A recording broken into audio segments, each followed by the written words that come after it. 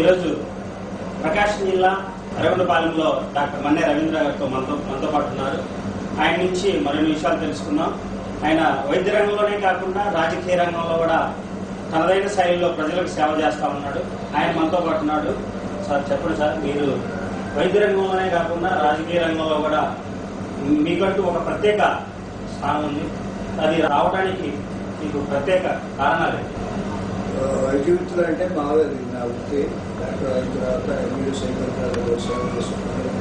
సేవ చేసే వాటికి మేము సంతోషిస్తాను. ఇప్పుడు రాజకీయ పరంగా అన్నారు, ఏదో బై ఛాన్స్ ఎవరు లేనప్పుడు ఖాళీలో వచ్చాను. తర్వాత వచ్చినందుకు నాకేం అసంతృప్తి లేదు.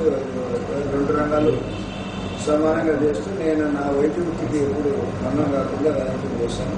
తర్వాత వైద్య వృత్తిలో నేను చెప్పగలిగింది ఏంటంటే ఎవ్రీ కన్సల్టెంట్, సోల్తో స్పెషలిస్టు అందరూ సిటీస్కి వెళ్తున్నారు.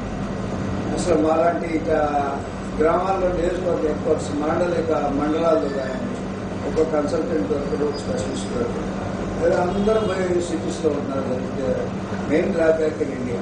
మీరు డైవర్సిఫై చేసి గ్రామాలకి, మండలాలకి స్పెషలిస్టులు, డాక్టర్లు, తర్వాత ఓబీసీ డాక్టర్లు అంటే చాలా స్త్రీల వైద్యం ఉంటుంది. చాలా మంది సిటీస్కి వెళ్ళిపోతారు. గ్రామాల్లో కూడా నా హాస్పిటల్ కానీ మనం చూస్తే గ్రామాల్లో మంచి ఉంది, ఇన్కమ్ ఉంది, పేరు ఉంది, మనం ఉంది, ఆదరణ ఉంది. కంపెనీ మామూలు విలేజ్ కానీ గ్రామీణ వాతావరణంలో వైద్యులు పెరగడం చాలా ఉంటుంది. దానికే నేను నా హాస్పిటల్ నేనే ఉదాహరణ.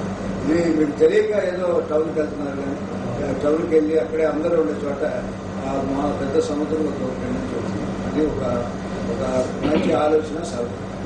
అదేవిధంగా ఈ రోజు మనం చూస్తాము కార్పొరేట్ వ్యవస్థలో ఎన్నో హాస్పిటల్స్ పేషెంట్ వెళ్ళిన దగ్గర నుండి వచ్చినాక మనీ మైండెడ్ తో వర్క్ చేస్తా ఉండే కార్పొరేట్ హాస్పిటల్లో ఈరోజు మీరు 10,000కి ఆపరేషన్ చేస్తామని ఇది ఎలా సాధ్యం? అంటే ఇక్కడున్న నాకు ఖర్చు తక్కువ. పర్సనల్ గానే అన్నా నాకు వ్యక్తిగత ఖర్చులే ఉండవు.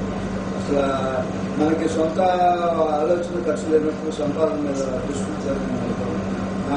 రోజువారీ ఖర్చు కానివ్వండి, తర్వాత గృహ ఖర్చులు కానివ్వండి చాలా మేము. అందుకని నీకు ఓదా 10 కోట్లు సంపాదించుకోవాలి కూడా సంపాదించాల్సిన అవసరం లేదు. మనీ మీద వ్యామోహం ఉండదు. తర్వాత సేవాభావం అనుకోవాలి. తర్వాత నీకు నువ్వు మామూలు చేస్తే నీ కుటుంబ భారాన్ని కానీ, కుటుంబ ఖర్చు కానీ, పేషెంట్ల నుంచి హాస్పిటల్ మీద రావడం చాలా కష్టమే కలిగిపోతుంది. తర్వాత ప్రజల్ని మామూలుగా ఆదరణ చూస్తే వాళ్ళు నీకు ఆదరణ చేస్తారు.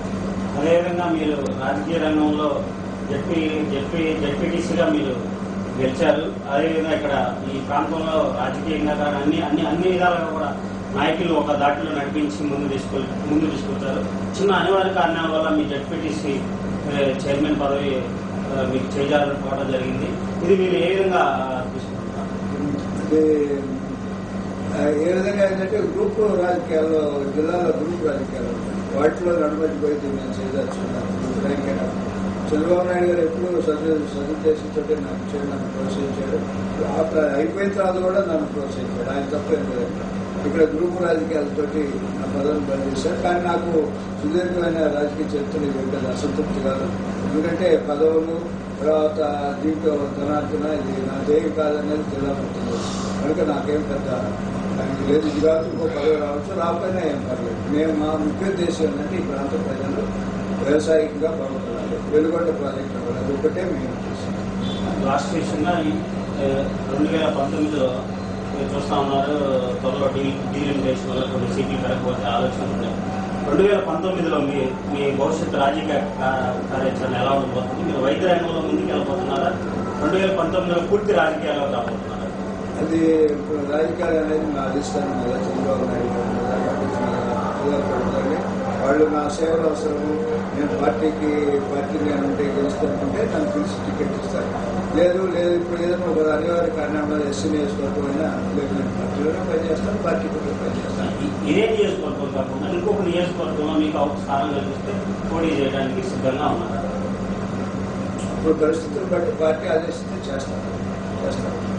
ఇది ఈరోజు మన్నే రవీంద్ర గారితో ఫేస్ టు ఫేస్.